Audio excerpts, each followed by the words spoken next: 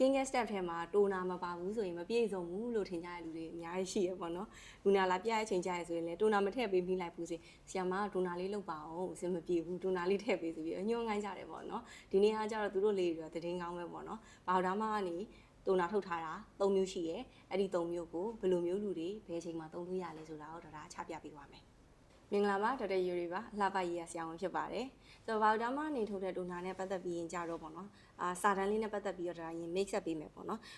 သူ့မှာကကြတော့အစိမ်းရမှာကကြတော့ CBN lotion လို့သုံးတယ်ပေါ့နော်တကယ်ကကြတော့အဟာတိုနာပဲပြောတာပဲပေါ့နော်ပြီးတော့နောက်တစ်ခုကပန်းရောင်မှာဆိုရင်လည်းပဲသူတို့ sensitive ကိုtonic ဆိုတဲ့ဟာလေးပေါ့ဒါလည်းတိုနာကိုပဲပြောတာဖြစ်တယ်ပန်းရောင်လေးပေါ့ပြီးတော့နောက်တစ်ခုကကြတော့ဒီ hydrobi ကို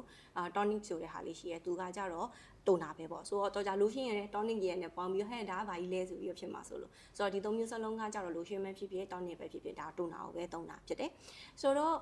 ဘယ်ရေပြားမဘယ်လိုသုံးရမလဲဆိုတာကိုသိချင်အောင်လူလေးကကြတော့အခုပြောမယ့်ဟာလေးကို shortcut လေးအနေနဲ့နားထောင်လို့ရတယ်ပေါ့နော်ဆိုတော့သူ့ထဲမှာကကြတော့ CBN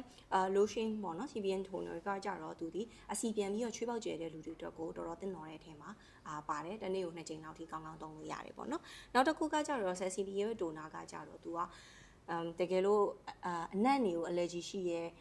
perfume ရှင်နဲ့မတည့်ဘူးအဲ့လိုမျိုးလူတွေဆိုရင်လည်းပဲဒါသုံးဖို့အရင်တင်တော်တဲ့ထဲမှာပါတယ်။ဘာတင်ကိုက sensitive skin ဆိုတဲ့ထင်များတဲ့လူတွေပေါ့နော်။ပြီးရင်လည်းပဲတိုနာလေးလည်းတစ်ခုရှိချင်တယ်ဆိုရင်တော့ဒီ sensitive တိုနာပန်းရောင်လေးကကြတော့အဆင်ပြေဆုံးဖြစ်တယ်။ပြီးတော့နောက်တစ်ခုကကြတော့ hydrobial တိုနာကကြတော့မျက်နှာတစ်ပြီးရဲ့ချိန်ကျအရန်ခြောက်သွားတယ်ဆီယမရဲ့ဆိုပြီးတော့အဲ့လိုမျိုးခံစားရတဲ့လူတွေရှိအဲ့လိုမျိုးဆိုရင်တော့ဒီ hydrobial တိုနာကိုသုံးလို့ရတယ်။အဲ့ဒီအပြင်ကို skin type ကဘာမှမသိဘူး။တစ်ခါလေးကြိုက်လဲစီပြန်တယ်လို့ပဲတစ်ခါလေးကြလဲချောက်နေပြန်အောင်ဆိုပြီးတော့စကူးမကူကြားလေးတွေဖြစ်နေတဲ့ skin type ပုံစံလေးတွေဆိုရင်လည်းပဲဒီတိုနာလေးသုံးလို့ရတယ်ဆိုတော့ဘယ်ဟာပဲဖြစ်ဖြစ်ပေါ့နော်ကို skin type ကဘယ် type ကိုပဲဖြစ်ဖြစ်တိုနာတစ်ခုခုရွေးချင်တယ်ဆိုရင်တော့ဒီ hydrobial တိုနာလေးကကြတော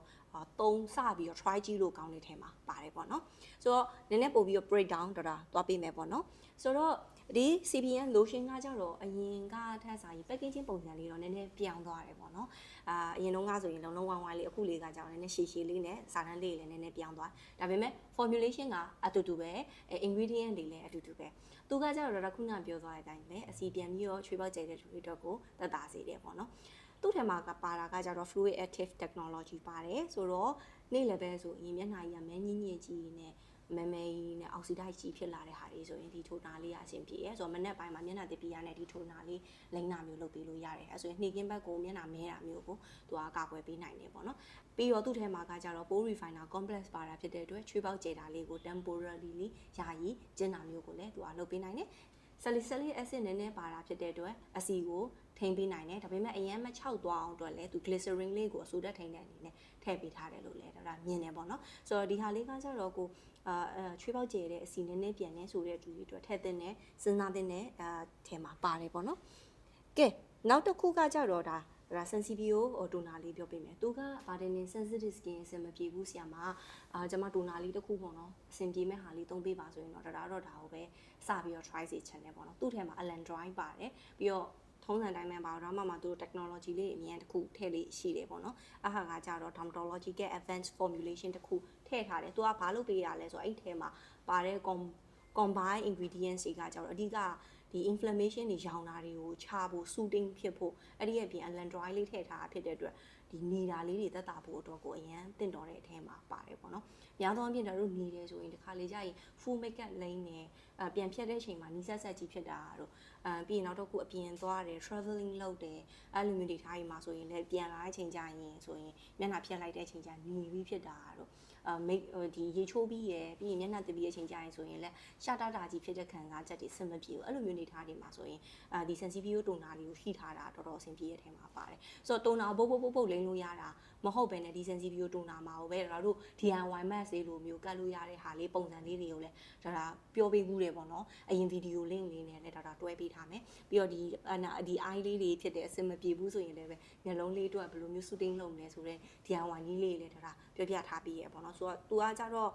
့တခြားသုံးနည်းတွေလည်းရှိသေးရပေါ့နော်အရင်ဗီဒီယိုလေးတွေကိုတော့ကြည့်စေချင်တယ်ပေါ့နော်ကဲ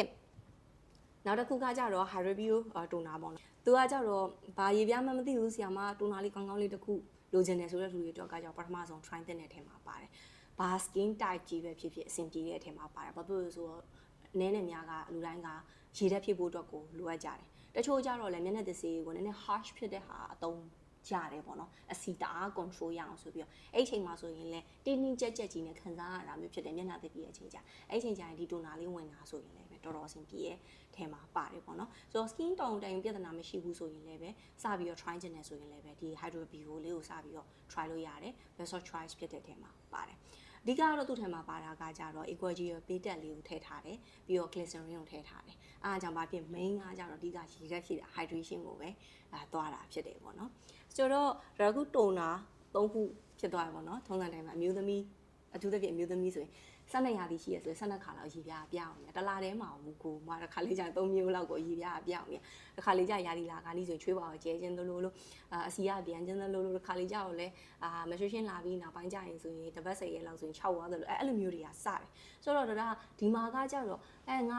ငါဒီ skin type ငါဒီ toner ပဲသုံးရမယ်ဆိုဒီလိုမျိုးအရင်တည်းရဲ့ဒီစွဲကင်ထားတာထက်ဆိုင်ရင်